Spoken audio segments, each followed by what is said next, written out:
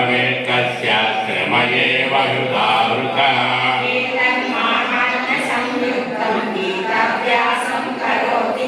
ततः फलमवाप्नोति दुर्लभं गतिमाप्नुयात्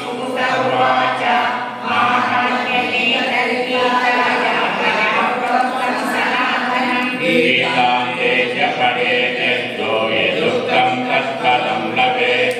ॐ वराहपुराणे श्रीगीतामाहात्म्यं सम्पूर्णम्। हरिः ओम्। श्रीगुरुभ्यो नमः। हरिः ओम्। చివరి శతకం భక్తి శతకం తర్వాత ఏమొస్తుంది? జ్ఞాన శతకము. జ్ఞానం కలిగితేనే మోక్షం కలుగుతుంది. అందుకని భారత మొత్తం మోక్ష శతకము అని చెప్పారు. ఇప్పుడు హారతి ఇచ్చేసి తర్వాత ఉపన్యాసం అయిన తర్వాత మాకు మహా మంగళహారతి ఉంటుంది. అంతవరకు అందరించేవాళ్ళం. ఈ 10 అడుగులను ప్రయాణం చేసే లోపలనే నువ్వు ఎన్నిసార్లు స్మరణ చేసినావు, భగవన్నామ స్మరణ చేసావంటే ఇంకా ఎక్కడ స్మరణ స్వామి, నువ్వు పెద్ద పరీక్ష పెట్టావు కదా, నీ స్మరణ లేదు ఏం లేదు, దాని మీదనే దృష్టి పెట్టుకున్నాను అన్నాడంటే మరి నువ్వు ఎట్లా గొప్పవాడివి అవుతావయ్యా, మరి నువ్వు ఎట్లా గొప్పవాడివి అవుతావు అని ఇప్పుడు ప్రత్యక్షంగా చూపించినట్లే కదా. అందుచేత మరి ఆ ప్రత్యక్షంగా చూపిస్తే ఏ విధంగా మరి నారదుడు నేనే గొప్ప నేను భక్తుని, నేనే గొప్ప భక్తుని అని తలుస్తూ ఉంటే ఆ పరీక్షలో ఎట్లా ఓడిపోయినాడు, అట్లా మనం కూడా ప్రపంచంలో ఉన్నప్పటికీ కూడా ఈ శాస్త్రాలు కానీ, గురువులు కానీ, ఉపన్యాసాలు కానీ, పండగలు కానీ, ఈ పప్పాలు కానీ, దేవాలయాలు కానీ ఇవన్నీ ఎవరి కొరకు పెట్టారు? మన కొరకు పెట్టారా? పశువుల కొరకు పెట్టినారా? దేవతల కొరకు పెట్టినారా? మిగతా జీవులకు ఏవో గుర్తుపెట్టుకోండి. ఈ పండగలు కూడా మనకు మహాత్ములు అంతరార్థంలో చూపించారు. కాబట్టి ప్రతి పండగకు ఒక అంతరార్థం ఉంది. రేపు కొత్త సంవత్సరంలో కొత్త పండగ వస్తుంది కదా, ఏంటమ్మా?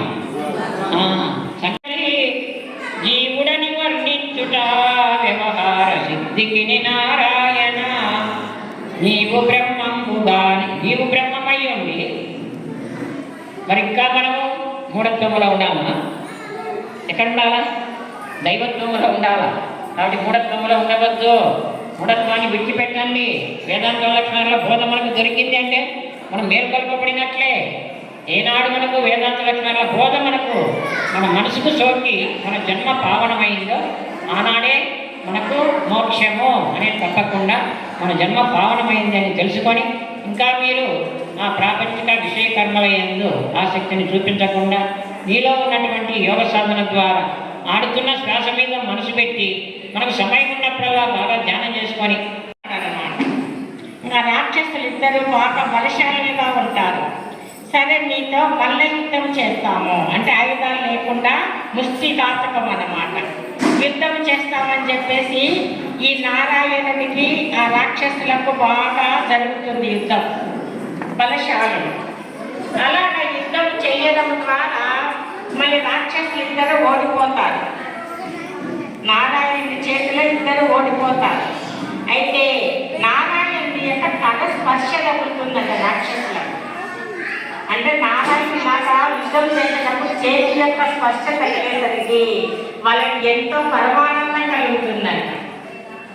అందుకని ఆ రాక్షసులు ఆయన యొక్క స్పర్శతోనే ఇంత ఆనందంగా ఉండే కాబట్టి మేము కూడా ఈ వైకుంఠానికి వచ్చి అక్కడే ఉంటాము, నిన్ను సేవ చేసుకుంటామని వేడుకుంటానంట నారాయణుడు. అప్పుడు నారాయణుడు సరే అయితే రండి వైకుంఠానికి అని చెప్పేసి ఆ రాక్షసులకు మాత్రము ఉత్తర ద్వారం తెచ్చినారు. ఇది కథాలోకంగా విష్ణు పురాణంలో చెప్పింది. ఉత్తర ద్వారం మామూలుగా నేరుగా వచ్చేటటువంటి ద్వారం లేకుండా ఉత్తర ద్వారాన్ని తెచ్చి ఆ ద్వారం కూడా రాక్షసులు ఇద్దరు భగవంతుడిలో చెల్లించి ఆ విష్ణువులో మరి ఈ విషయాన్ని తెలిసినటువంటి దేవతలందరూ కూడా ఆ ఉత్తర ద్వారం కూడా వైకుంఠంలో ప్రవేశించి శ్రీమన్నారాయణుని ప్రార్థిస్తారు. అందుకని ఈరోజు ఉత్తర ద్వారాన్ని తెరిచి ఆ ద్వారకుండా ప్రయాణం చేయడం ద్వారా నారాయణుని యొక్క అనుగ్రహం పొందవచ్చును అనేది మనకు కథారూపకంగా చెప్పారు. ఇంకా మనకు అంతరార్థంగా తీసుకున్నట్లయితే ఉత్తర ద్వారము అంటే ఊర్ధ్వంగా ప్రయాణం చేయడం. మరి ఊర్ధ్వంగా ప్రయాణం చేయడం అంటే ఏమిటి? మనలో ఉన్నటువంటి ఆ శ్రీ మహావిష్ణువును ధ్యానం చెయ్యడమే ఉత్తర ద్వారం యొక్క ప్రయాణము. ఇది అంతరార్థం. ఊర్ధ్వము అంటే ఉన్నతమైనటువంటి స్థానంలో ఉన్నవాడు పరమాత్మ.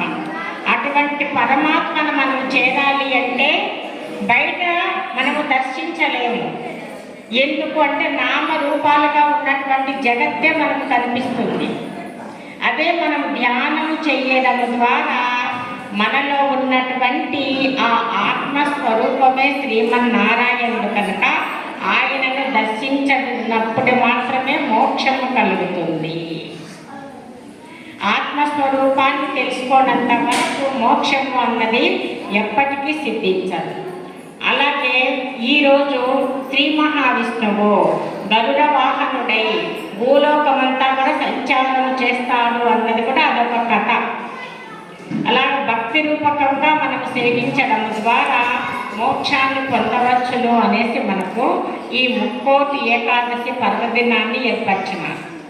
ఇక మనకు మన ఆశ్రమంలో 3 రోజుల ప్రోగ్రాం ఉంది. ప్రతి సంవత్సరం జనవరి నెలలో ఏం జరుపుకుంటూ ఉన్నాం గుర్తుందా? వార్షికోత్సవం.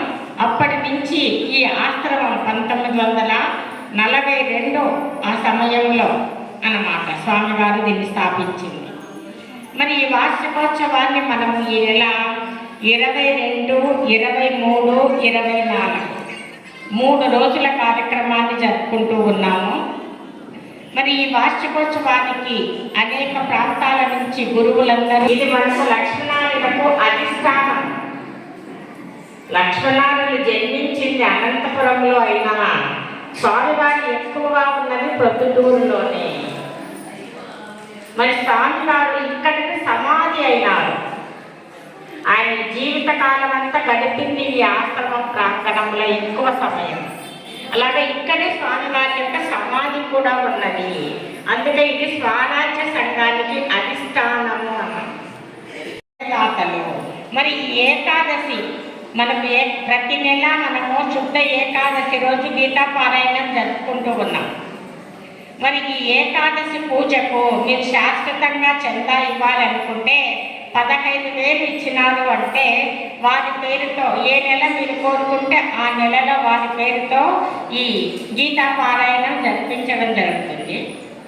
మరి ఈరోజు వైకుంఠ ఏకాదశి రోజు శాశ్వత ఉభయదాతలు శ్రీ గోలి బాలాజీ పూణే, శ్రీ మత్స్య ప్రభాకర్ గారు, ధర్మపత్ని రేణుకాదేవి వీరి కుటుంబ సభ్యులు ప్రొద్దుటూరు. అలాగే కీర్తిశేషులు వద్ది బాల నరసింహుల జ్ఞాపకార్థము తల్లి వద్ది చెన్నమ్మ గారు, అన్న వద్ది నరసింహులు వీరి కుటుంబ సభ్యులు. అలాగే కీర్తిశేషులు గద్దె ఆంజనేయులు, ధర్మపత్ని వెంకట సుబ్బమ్మ మరియు కీర్తిశేషులు పల్లా నారాయణ, ధర్మపత్ని పద్మావతమ్మ గారి జ్ఞాపకార్థము పల్లాల నాగరాజు మరియు ఉమాదేవి గారు ఈనాటి కార్యక్రమానికి శాశ్వత ఉభయదాతలు. అలాగే ఈరోజు పాయసమునకు మరియు పూజ నిమిత్తము నూకల సుబ్బమ్మ గారు అంటే మా అమ్మగారు పుట్టినరోజు సందర్భంగా మనందరికీ తీర్చి చెయ్యాలి అని చెప్పేసి పాయసానికి పూజ నిమిత్తము 1,500 ఇచ్చినారు. మరి ఈనాటి కార్యక్రమానికి భిక్షకిచ్చినటువంటి దాతలకు సద్గురుదేవుడు ఆయువు, ఆరోగ్యము, ఐశ్వర్యము ప్రసాదించాలని ప్రార్థిస్తూ అన్నదాత అన్నదాత అన్నదాత ఓం సకనావతనౌ భునక్తు సకవీర్యం కరవావహై తేజస్వినావధీతమస్తు మా విద్విషావహై. ఓం శాంతి శాంతి.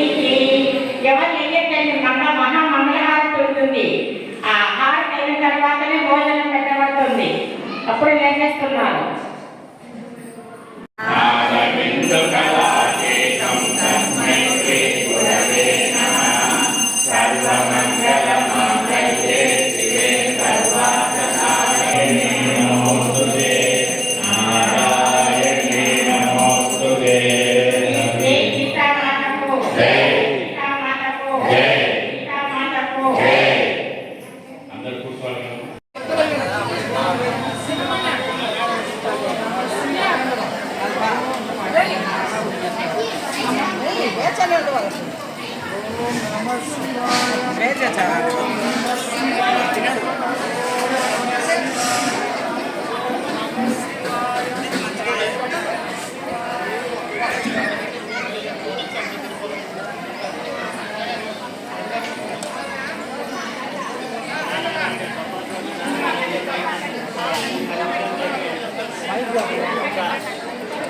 మైకా ఎందుకులే సార్ ఇంకా అవసరం లేదు ఇంకా